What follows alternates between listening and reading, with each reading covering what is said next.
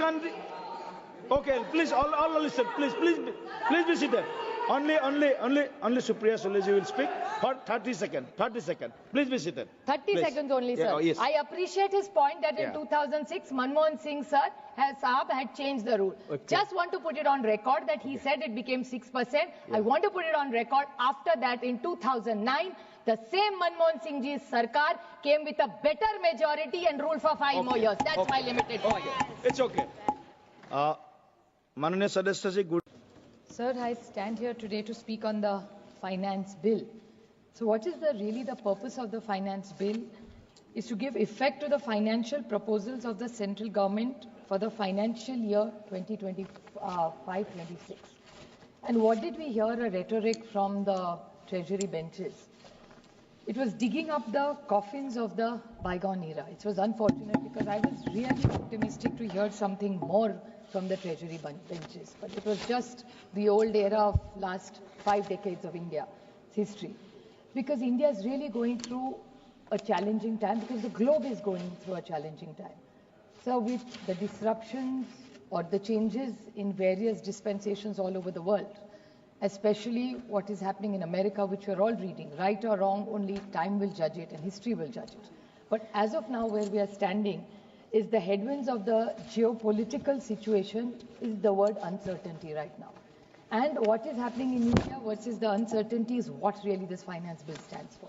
I will quickly mark out a few points which really I think we need to know, and the Honorable Finance Ministry needs to take cognizance of it. I'm not standing here just as an opponent, as a critic, but I'm concerned as a citizen also who has 23 lakh stakeholders who I represent today, who are directly impacted by the decisions that we take here. And that's only about me multiplied by 500 people here and 200 there, so about 800 MPs here.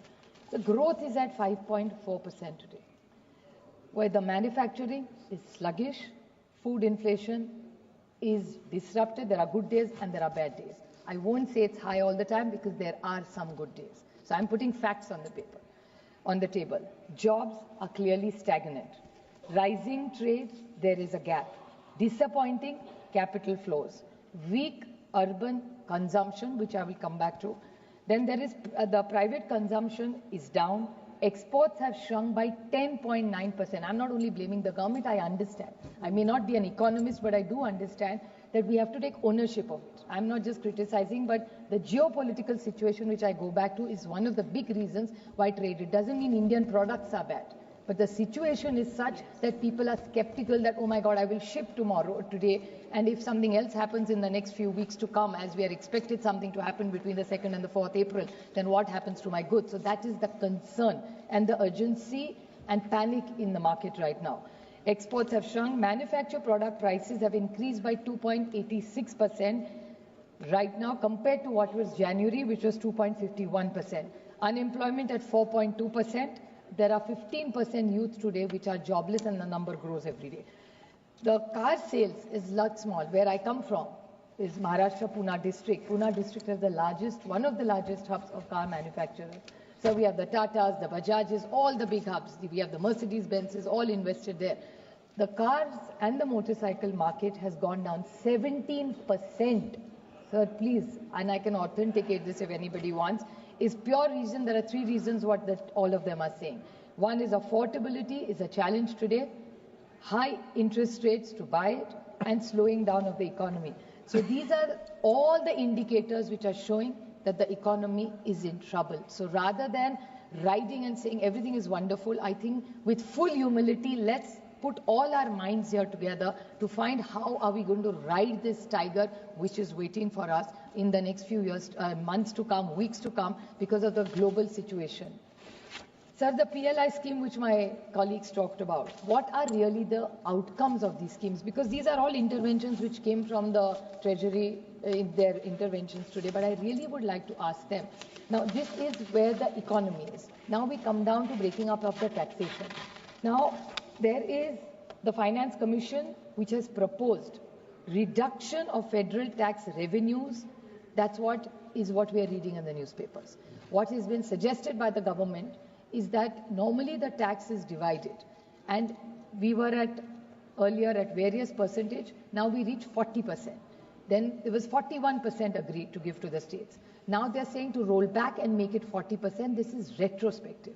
First of all, we have lost so much money with GST. I come from a state, Tamil Nadu. We are all states which give and contribute to the kitty, and we're very happy to do that. If we can help other states grow, we are very proud. We'll work harder and make sure we can give more to the kitty.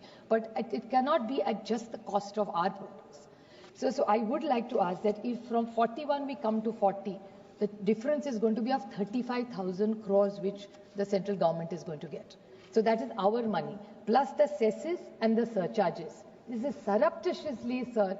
I would like to put it on record. There are times monies which are supposed to be shared by the states are taken in the form of cesses by government of the central government, and the states suffer because of that, and all our states are suffering for that. So what is this mechanism? It's completely retro. I mean, it's not fair on the states which are already suffering, sir.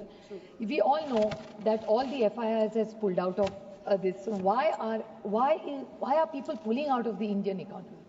They're pulling out because they don't see the growth happening here. They prefer other economies going on. So what steps is this government going to take to make sure, and who is affected in the in the entire stock market, sir?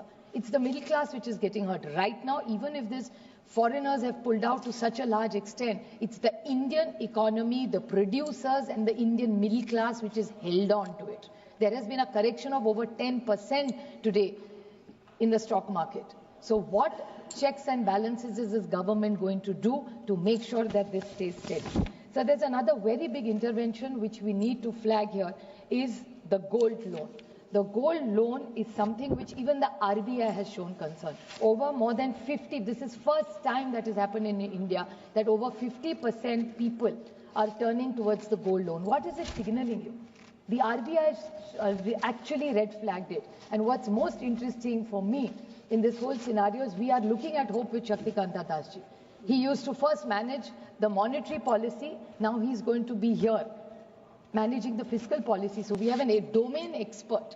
So I would really like to flag and ask the Honorable Finance Minister of India that what intervention is he doing, and we would want him to intervene because it's very, very critical for our monetary and fiscal policy right now, more so because RBI is talking about this gold loan. So it's a very, very important point, and it is going to hurt the economy if we don't get our act together on this. So I request the Honorable Finance Minister to be very, very concerned and make sure they take some action and be prepared for this, because of the outcomes will hurt the country. The other big issue which I've raised several times is the FRBM Act. So the fiscal management is what this bill is all about. And the Honorable Prime Minister of India, Shri Atal Bihari Vajpayee ji, got this bill, which is one of the finest bills in the larger interest of the nation and the state. And Dr. Manmohan Singh ji continued it and improved on it. Now, what I want to flag about this is, sir, in the FRBM Act, we do fiscal management. So we make sure that whichever government does not overspend. Now, the problem is, I'll give you an example of my state, sir. To make populist programs, I'm putting it as diplomatically and correct as I can, that these are all wonderful schemes for the larger interest of the poor of this nation, which I appreciate. I like it, I support it. But now they have taken all the Adivasi funds and the Social Justice Department funds are used for populist programs. There's nothing wrong in having every government wants populist things. But I remember the Honorable Prime Minister, who is clear about his economics, talked about Revdis at one time. My question, with full humility to the Honorable Finance Minister, is that after this, what role or what checks and balances is government going to take so that the budget is well spent and the monies are spent which is for the Adivasis and which is for the Adivasis as well as Social Justice Department, which are used for other schemes only during election.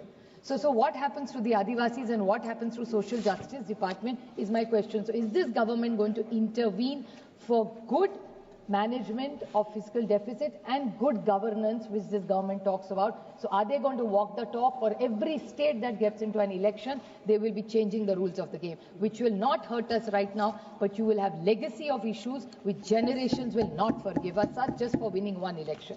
Another important question is of GST.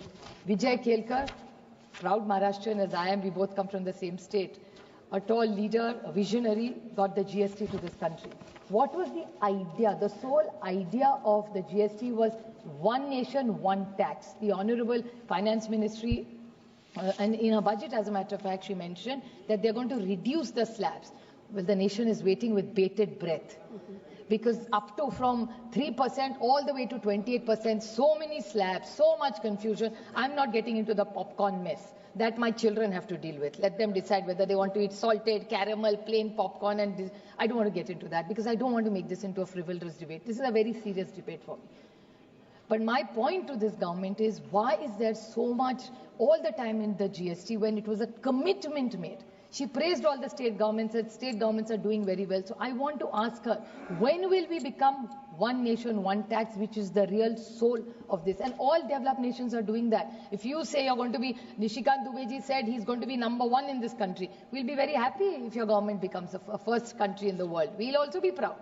Viksit Bharat mein hum bhi aapka saath denge. But to reach there, then what are you taking from the Western world? Also, I want to. The good practices also have to be taken. So when it's one nation, one tax, like all the other developing countries have done that, when is this government going to be one nation, one tax? I want to ask them this question. GST needs a lot of reforms, which are suggested by many of us, and many of my colleagues have talked about it. My one more 2-3 small points I'd like to ask this government is also about tariffs. Tariffs are a big concern for all of us.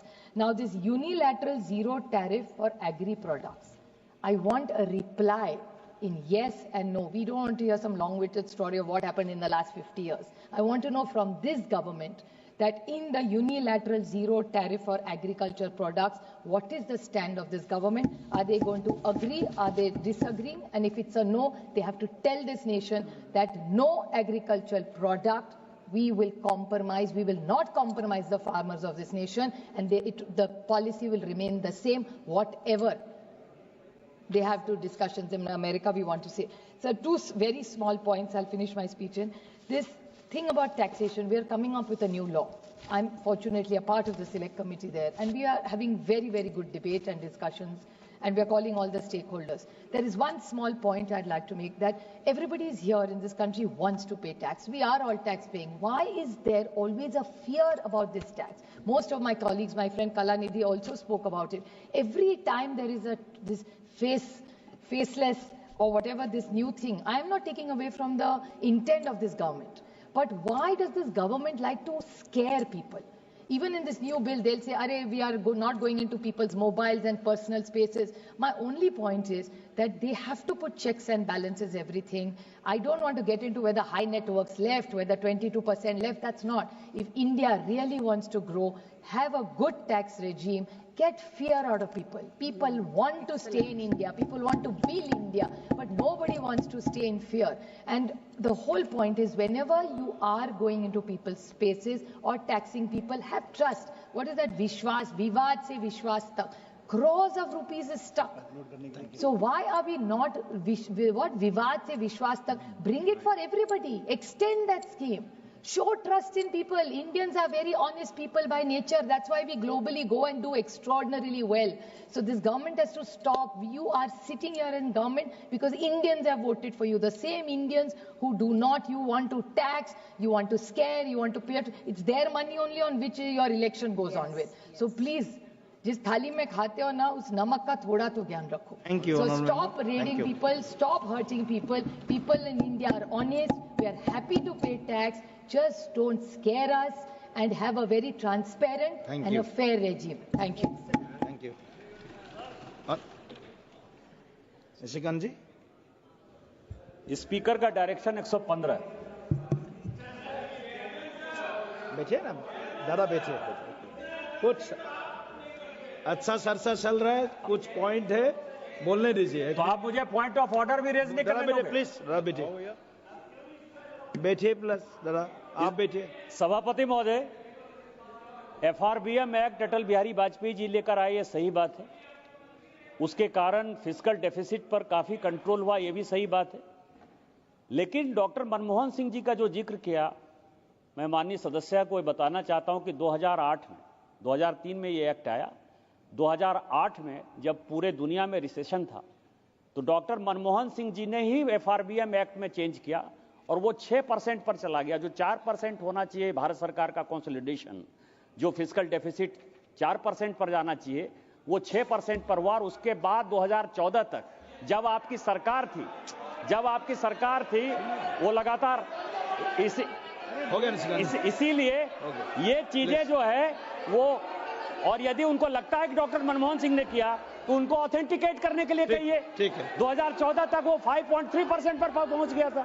देखिए माननीय सदस्यगण, देखिए सुनिए, please be seated, आप please be seated. Honourable members,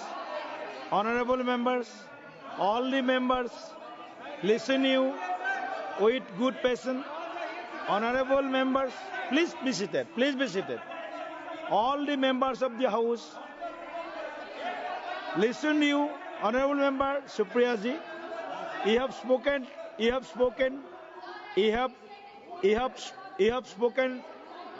15 minutes.